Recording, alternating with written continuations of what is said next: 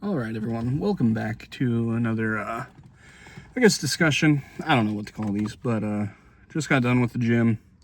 I probably need to, hey, that's my, oh, I don't even know how to use my watch at all. But, yeah, that works, whatever. So, it was, I don't know what today is, May 30th? Yeah.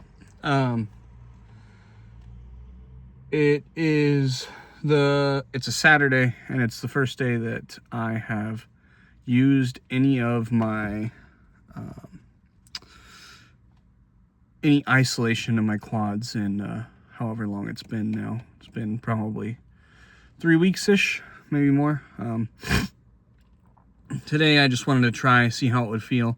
So what I did was I went and I did the leg extension for just a minimal amount of weight. I did 30 pounds. I did it, probably 30 reps in total for both legs, and then I did 10 reps single leg. And it feels pretty okay. Nothing majorly bad. Like, I've definitely felt worse there. And I would say overall, no real pain. So I think everything is a little bit better. I was able to do full leg press. Well, not full leg press.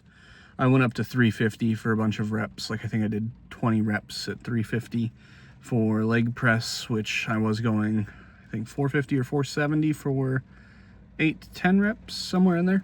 But I didn't want to stress myself too much because I didn't feel like there was a point to stressing myself and stressing my quads, my quad tendon, really. My quads themselves are fine.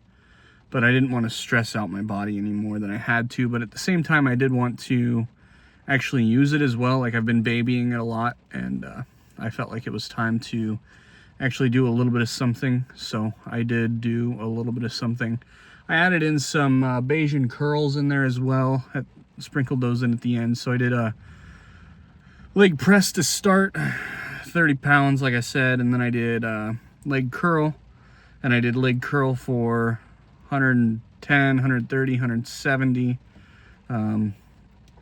8 reps for most of those.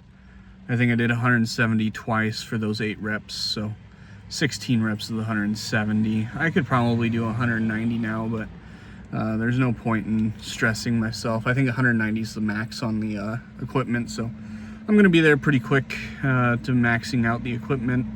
But I think I'll stay at 170 for a little bit longer until I feel like my 170 reps are very clean. Like, right now, I would say they're probably like 80% clean. And then the last couple that I really push, I'm pushing with like my whole body to push out those last ones to failure. Which is okay, I think, overall. Pushing your muscles to failure on machines like that where you're not going to hurt yourself, I think, is kind of the point. It's kind of something that is really good for building the muscle. Of course, listen to your body. Something I didn't do with listening to my quad tendon. My hamstrings, they do talk to me a lot. They're easily probably the easiest one of my body parts to actually get hurt. Not hurt, but like cramp up and tell me they've had too much work lately. So I guess that's a good thing, and it's also a bad thing because cramping hurts a lot. My calves do too, but lately I haven't worked my calves enough. So I did. So leg extension, leg curl, leg press. Did that at a bunch of different weights: 110, 210, 310, 350. With all leg presses, I always do calf presses as well. So I do calf press at the same amount of weight, but I just do it for more reps. So I'll go leg press, leg press, leg press, leg press, directly into calf press, calf press, calf press. So basically, back to back, rest, back to back, rest, back to back, rest. And then I worked my way up all the way to 350. So I think I had four sets of those for a number of reps. Like, my 350, I did 20. And then I think I did 22 or something like that for the calf press. It wasn't my calves that kind of gave out today. It was my So when I do calf press, and maybe I shouldn't do it, but the way that I do it on the leg press machine is I put so like, here's the bar, right? Or the plate. So usually like your whole foot's on it. This is terrible, but like your whole foot's on it and you push it, right? Because this is a horizontal one. It's not vertical, but horizontal. So then you push it. With calf press, I just bring it down to where my calves are like this, and then I'll bend in, and then I'll push. And I'll push. And I'm actually feeling like right here in the foot is where it's starting, like it's not like painful, but I can definitely feel it. And I don't want it to become painful. So the moment I start to feel it, I'll give it a couple more, and then I'll give it a break, because there's no point in pushing myself too far. My calves, I can feel a bit of a burn in some spots in the calf, but nothing crazy. It is raining outside. Don't know if you guys could tell, but yeah, it is raining. It's pretty cool. But yeah, so that's how I do calf press. I did some Bayesian curls. I think you can work your biceps more than most of your other body parts, and I just felt like working my biceps. It is lower day, but I think if I work those, because I think they're underdeveloped. They may not be, but like, I know your triceps should be able to do quite a bit more, but I feel like my curling, I'm not very strong on my curling.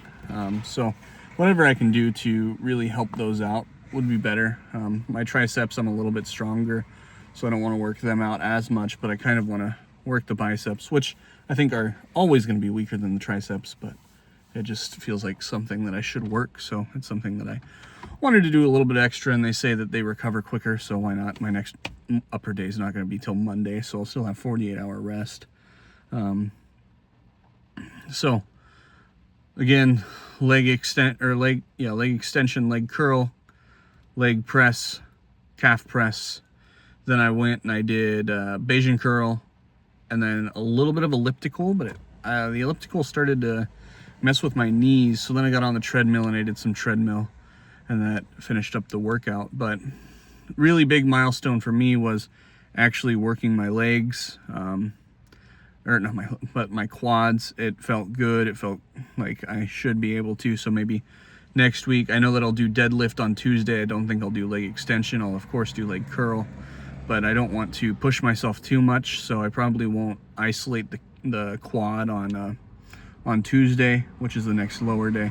I'll give them another rest until next Friday, and I'll do them on Friday. I have been skipping squat Sunday, and usually, well, the past 2 weeks, I've been doing, instead of Monday, Tuesday, Thursday, Friday, I've been doing Monday, Tuesday, Thursday, Saturday, and it's just given my legs just a little bit more time of recovery, which is good. It's something I think my legs have needed.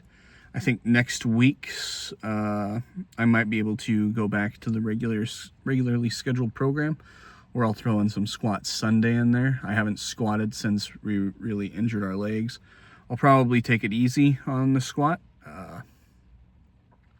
Again, I don't think squat is what did it. I think it was leg extension that actually got me hurt.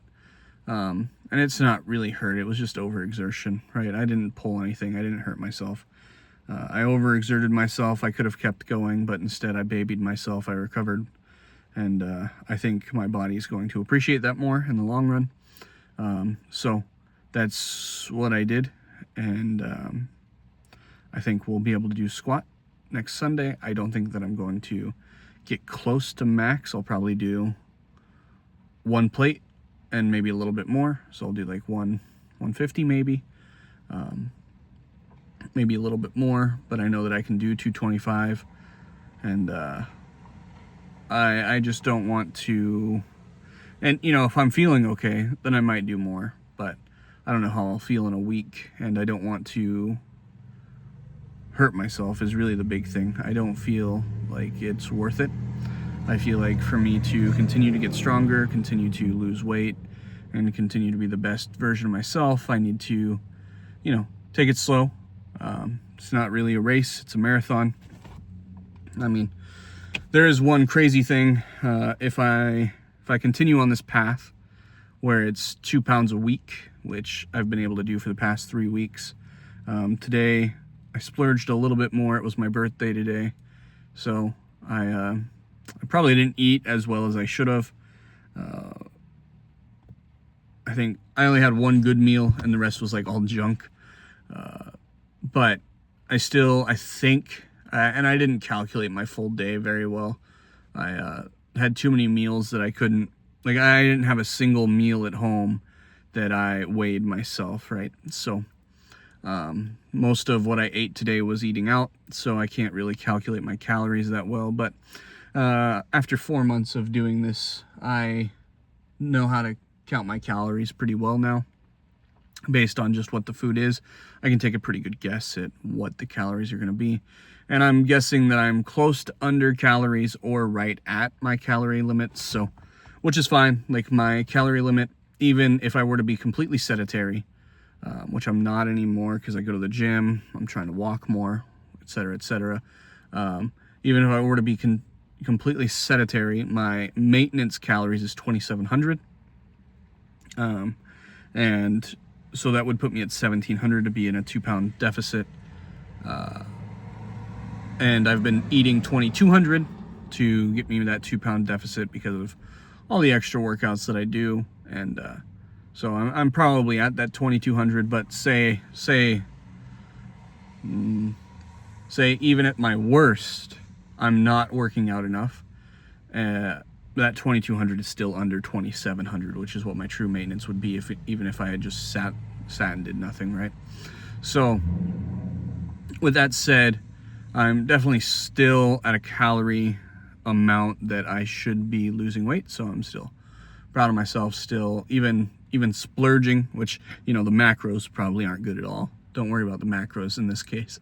But even though I splurged, I'm still under calories, so I should still be losing a bit of weight next week.